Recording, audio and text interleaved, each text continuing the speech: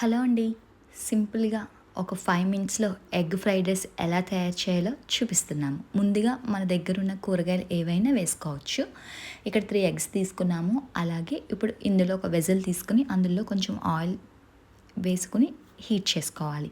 ఇప్పుడు ఇందులో తాలింపు వేసుకుంటున్నామండి. పచ్చిమిర్చి, ఎండుమిర్చి, జీలకర్ర, కరివేపాకు ఇవి వేసుకొని లైట్‌గా ఫ్రై చేసుకోవాలి.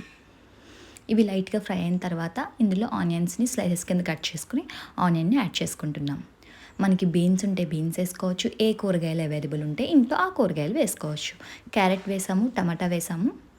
దీన్ని బాగా కలుపుకోవాలి. ఇప్పుడు ఇందులోనే హాఫ్ టేబుల్ స్పూన్ అల్లం వెల్లుల్లి పేస్ట్ కూడా వేస్తున్నాం.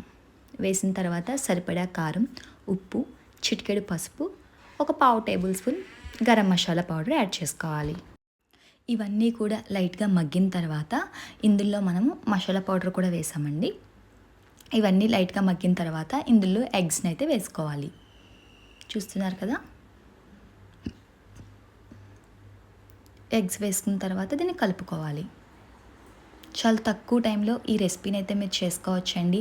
పిల్లలైనా, పెద్దవాళ్ళైనా ఎవరైనా కూడా ఇష్టంగా తింటారు. మన ఇంట్లో కూరగాయలు లేనప్పుడు కూడా ఈజీగా ఎగ్స్ ఉంటే గనక ఈ ఎగ్ ఫ్రైడ్ రైస్ అనేది చేసుకోవచ్చు. ఇప్పుడు బాగా మనం ఇంట్లో వండిన రైస్ ఉంటుంది కదండీ! అది రైస్ యాడ్ చేసుకొని ఒకవేళ సాల్ట్ కావాలి అడ్జస్ట్ చేసుకోవచ్చు. స్పైసీ కావాలి అంటే ఇంకా స్పైసీ సరిపోకపోతే కొంచెం కారం, సాల్ట్ అనేది అడ్జస్ట్ చేసుకొని కొత్తిమీరతో గార్నిష్ చేసుకుంటే ఎంతో సింపుల్‌గా టేస్టీ ఎగ్ ఫ్రైడ్ రైస్ అయితే రెడీ అవుతుంది. మీరు గనక ట్రై చేస్తే డెఫినెట్‌గా కామెంట్ సెక్షన్‌లో కామెంట్ చేయండి.